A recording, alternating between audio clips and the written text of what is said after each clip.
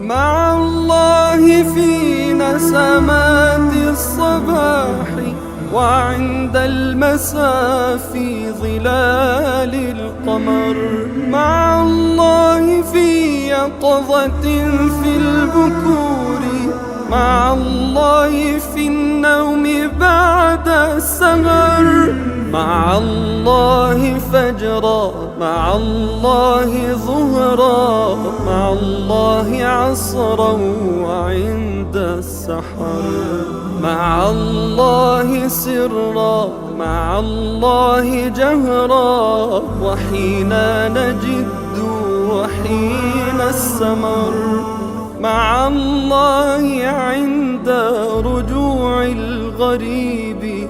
ولقي الأحبة بعد السفر،